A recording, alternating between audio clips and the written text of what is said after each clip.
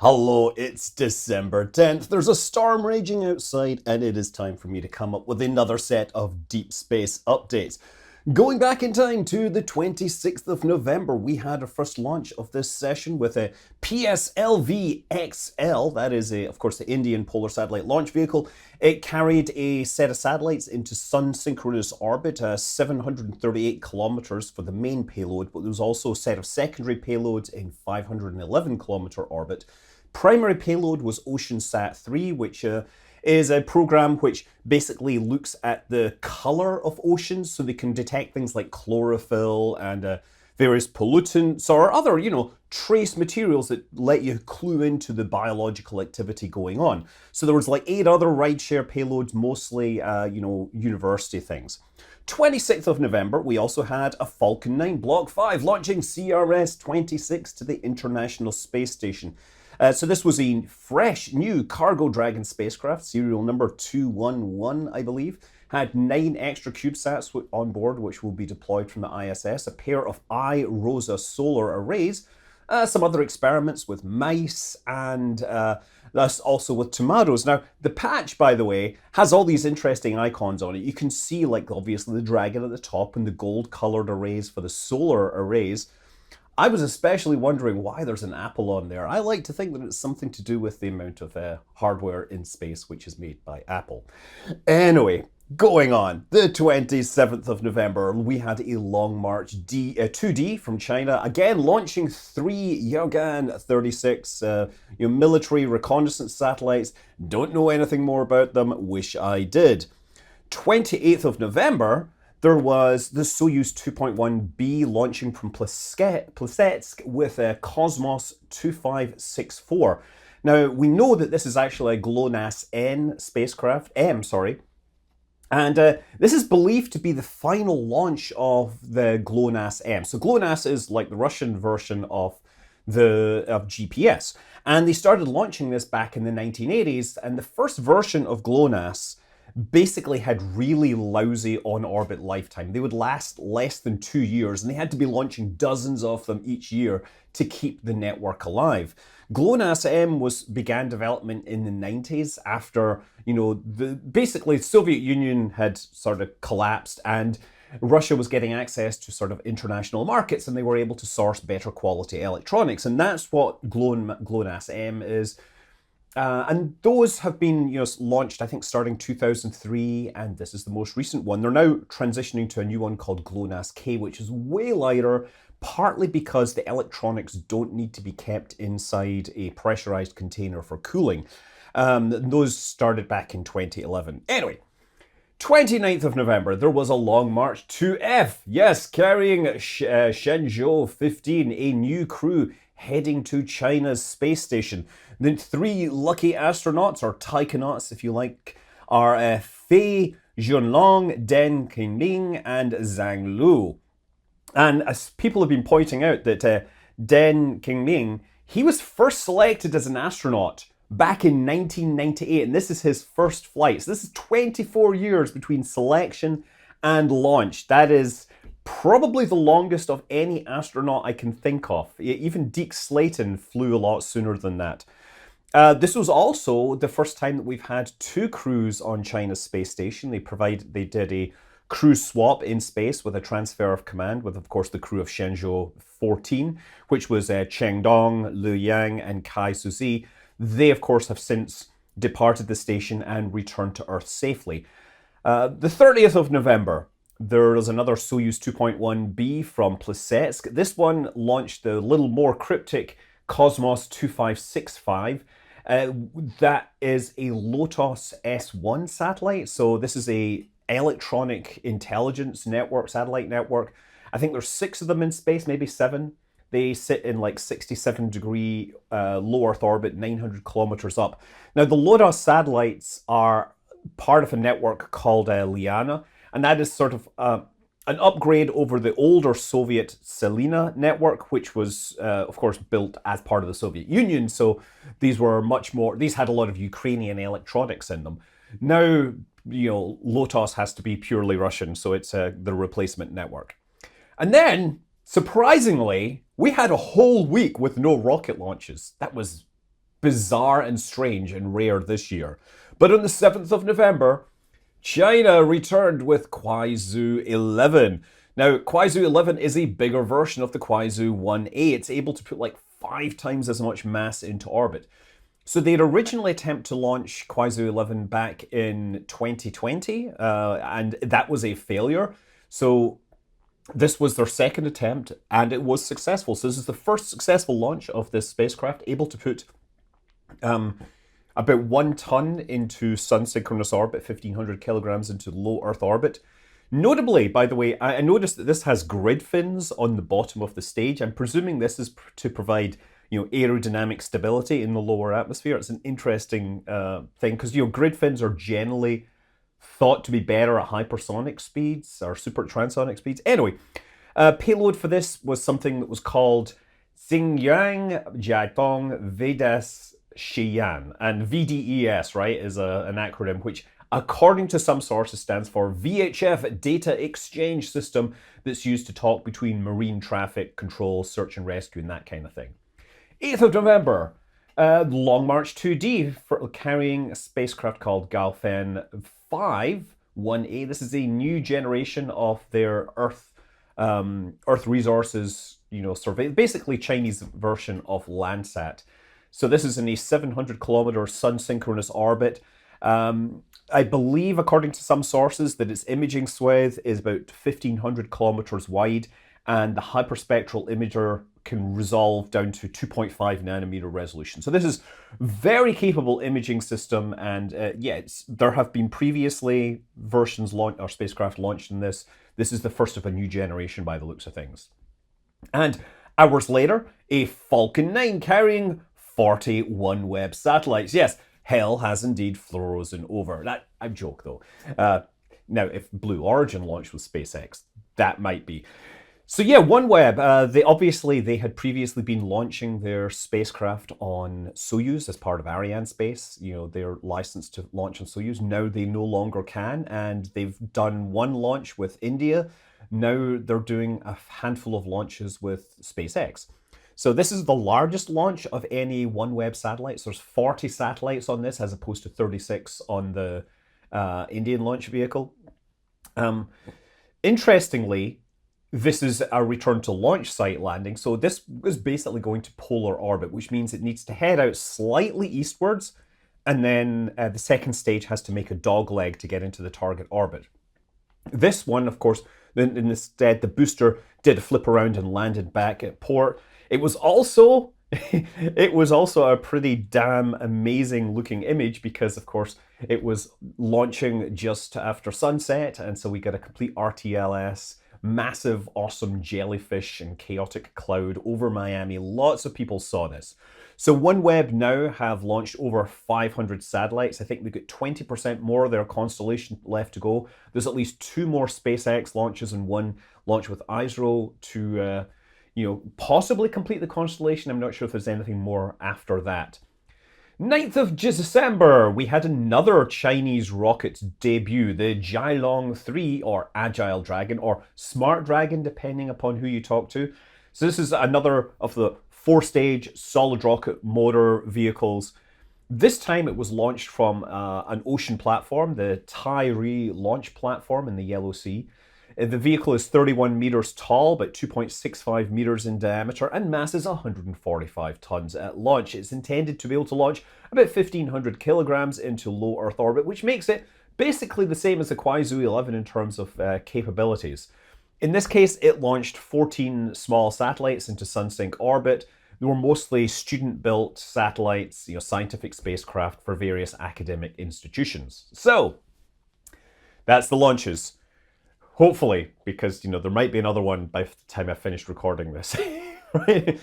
Artemis, of course, we've been following it. I made a cool video explaining why it's using distant retrograde orbit. It has since departed distant retrograde, headed back past the moon, did a fly past, made some trim to its orbit. We got some very cool imagery showing close-ups. I mean, the best imagery of the moon obviously comes from the navigation camera, which is much narrower field of view, but some of the like amazing being there style footage or images basically come from those engineering cameras, which are able to take decent images.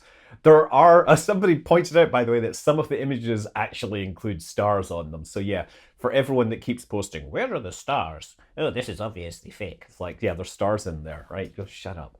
Anyway, so yeah, Artemis should be landing tomorrow. It's going to be a splashdown, and interestingly, they're going to watch it splash down. Presumably, it's going to land fairly close by within camera range, but the recovery fleet is now then going to sit there like for an hour or maybe 2 hours. They're going to sit there for a good amount of time before they actually bring it on board, because this is a test, and they want to test to make sure the thing doesn't, sink or start taking on water. Like, that would be unfortunate if they discovered that problem when they actually had crew on board. Also in Artemis, there's some other developments. There was an announcement of how they're changing the way that they're going to be assembling the SLS boosters. They're now going to ship, they used to assemble these both like in elsewhere. Now they're going to take the tank section and the engine section and ship those separately. And the engines are then going to be fitted and mated to the rest of the vehicle. And that apparently is going to free up space at the assembly facility so they can work on the exploration upper stage. Also, we had the deadline for bids for the next human landing system contract. Although SpaceX has got 2 landings at least sewn up, now we're looking for diversity again in other suppliers. And you may remember the national team, which was led by Blue Origin and had a lot of other big names attached to it. Well, national team now has Blue Origin, Lockheed Martin, and they've gained Boeing as a partner, but they've lost Northrop Grumman, who is now joined on with Dynetics for their lowrider lander, which I really like. Either way, I mean, we're going to see if one of these gets it. I don't know how much money is going to be involved, but they've both definitely trying to promote their credentials as you're bringing work to as many states as possible. They don't seem to realize that this is a program which NASA is selecting rather than politicians. Of course, politicians will no doubt have lots to say. Now, of course, the other landing system is going to be Starship, and there was a fairly big announcement for Starship going to the moon just in the last couple of days. The first time we heard about Starship going to the moon was, of course, Yosuke Maezawa, who had announced his Dear Moon concept back in the days when Starship was made of carbon fiber. Remember that? Yes. Well, he has announced the crew, and, well, I think it's like an interesting cross-section of people. Remember, he said he wanted to fly with artists and cool people, but mostly it seems to be people that have fairly substantial social media followings and things like that. So yeah, the list, and I'm going to have to read this, is we've got Rhiannon Adam, who's an Irish photographer, the only woman in the top crew, the main crew. There's Steve Aoki, an American producer and DJ, Yemi AD, a Czech multidisciplinary creative, and some guy called Tim Dodd. He's supposedly some kind of everyday astronaut who knows a little bit about space. Seriously, congratulations, Tim. Brendan Hall, American filmmaker. Karim Elia, a British photographer. Chao Seung-hyung, who I'm mispronouncing the name. South Korean singer. And Dev Joshi, an Indian actor. Now, there are 2 people that are on the reserve list. Caitlin Farrington, a snowboarder, and Miyu, who's a dancer. I've a lot to say on this. Firstly, yes, I did apply, and unfortunately, despite my big brain, I completely screwed up time zones, which meant that I didn't get my second video in time, so I was probably disqualified on the strength of that. Having said that, Tim clearly does a lot more slick production than me in many ways, even if he doesn't, even if I can talk more than him, seriously, I have a lot of respect for Tim. But having said that, just say I had one, I would have to be flying in a spaceship with Steve Aoki. And as a former DJ, Anyway, just kidding. No. But seriously, congratulations. This is going to be years away, right? They're going to have to not only go through their whole initial NASA contract to show that they can get Starship to the moon and land on the moon, then they have to make sure they can do the recovery and landing reliably. There's going to be a lot of test launches and landings. And you might think, well, there's going to have to be a lot of landings so they show that this is reliable. Well, the fact that it has to refuel, using refueling crafts mean that they're going to be very quickly running through their landing cadence. So I think end of the decade is not ridiculous. I think 5 years would be really tight. And I would also say that if Tim Dodd decides he wants to pull out, then I would be very suspicious, given that he's going to know a little more about what's going on than everyone else. Having said that, because he's now associated with the program, there's probably a bunch of things that he's going to know that he can't talk about, and everyone else will be able to talk about and guess at. Because I know this, I've been in this situation before, right? Okay. Wow, we're really getting behind here. So Collins Aerospace, they got a big contract. Well, it's like $100 million basically to develop the spacesuits for the International Space Station. So, of course, we don't have any real detail on this other than the fact that they had to follow the suit that NASA had been developing for EVAs. The only thing they're going to say is it's lighter and less bulky than the current EMU, but then again, the current EMU is pretty big and heavy. It's also interesting that Axiom, the other contender, they have got the contract for doing the suits for the surface of the moon. And Axiom will be running a space station and having NASA as a customer. So it's entirely possible that they might find, spacesuits from Collins being used for EVAs on there. Okay, so coming back to SpaceX, Starlink had some big sort of news in the last couple of weeks. They announced a new business segment called Starshield. Basically, it's aimed at new US national security and government agencies. The idea is that they want to leverage the Starlink network and host payloads on Starlink satellites. Hosting, US Department of Defense stuff, potentially providing imaging, intelligence, data, all sorts of stuff. And that's a really fascinating angle, partly because, hey, if you now imagine that you've got thousands of Starlink satellites being launched every year, and some small subset of those which are classified contain scary secret stuff, it suddenly makes the idea of anti-satellite weapons to surgically remove your hostile assets from space a whole lot more difficult when there's a lot of decoys basically out there. Obviously, I can see the Department of Defense is going to be very interested in hosting anything on here. It could potentially save them a lot of money if they can co-host these. However, it probably means that we won't see any of the launches. We won't see any of those cool pack-of-card deployment processes anymore. Also, SpaceX filed the relevant paperwork with the FCC to start requesting direct-to-cellular service from their Generation 2 Starlink. This only covers a subset of the Starlink 2, like 2,000.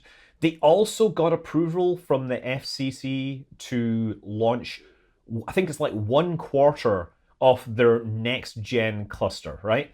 And you might say, well, why didn't they get permission to launch all? And frankly, I think it just makes sense. There's been a lot of people basically registering constellations on paper, partly as strategic moves to sew up frequencies, spectrum, orbits, and things like that. And I think approving at a lower rate that is consistent with the launch rate makes far more sense than some of the dumb paper constellations I have seen in the last few years.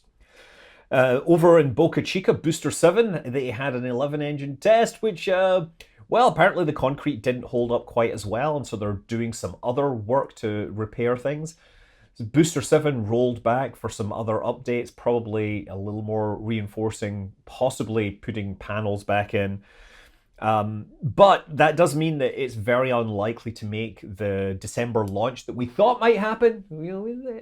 It was definitely an Elon time option, but probably going to slip to next year. And that does mean that China's Zhuke 2 could be the first methane-fueled rocket to reach orbit. It is currently on the pad being tested with a potential launch in a few days' time. Also, Relativity Space, they showed off their completely assembled Terran 1 rocket. It is now vertical in Florida, again, doing testing. I'm presuming it's not going to launch quickly enough. And look, the race to launch the first methane-fueled rocket to orbit isn't such a big deal. 99% of the population don't really care. What most of the population would care about would be in RUD, because those stories get picked up and talked about a lot. So seriously, scrubs, not RUDs, right? Speaking of which, by the way, we've had ABL Space Systems. They are continuing to try to launch their RS-1. They had some attempts this week which were both scrubbed late in the launch cycle. On Tuesday, NASA approved NEO Surveyor, which is going to be an asteroid discovery telescope that's going to sit at the L1 point between the Earth and the Sun. So it's targeted for a 2028 launch. It was previously approved. This is now sort of approving it to the next level. So it's actually definitely going to fly for real. So yeah, it's going to have a half-meter mirror infrared telescope, because it's easier to see asteroids in that frequency range. It sits, interestingly, unlike a lot of telescopes, it's not going to sit at the L2 on the other side, like on the far side of the Earth from the Sun. It's going to actually sit interior to the Earth, because one of the problems with finding asteroids from Earth is that you can't really see asteroids that are interior to the Earth's orbit. It's harder. You can, but it's a lot harder. So this will give them a little bit of help in that way. So hopefully we'll see a nice big uptick in discovery of small asteroids. Finally, Virgin Orbit, they have delayed the first launch of their UK launch of their Launcher 1. They are blaming technical issues and licensing problems, but hours after issuing that statement, the UK Civil Aviation Authority said, yeah, it's not us, we're not holding you up. Also, they had to give in their quarterly reports, and basically they revealed that not only did they have their cash reserves are shrinking. They took in some more money from Virgin parent company. They had tried to raise more money from investors, and they have since decided that the market conditions are not really conducive to raising more money right now. So they're battening down the hatches and hoping they can continue to survive. It's also worth noting that Virgin Orbit, they use the 747 Cosmic Girl to launch their payloads or launch their rockets. And this week, the last 747 rolled off the production line at Boeing. That is an amazing career for this iconic jumbo jet, but market forces have changed. 4-engine planes are more expensive to run. It's an older airframe, and so no more 747s are being built. Of course, they are going to continue to fly, and Virgin Orbit, if they need new ones, they will just pull used ones from the market. So that is the news for the week. Make sure you pay attention to the Artemis return very soon. I'm Scott Manley. Fly safe.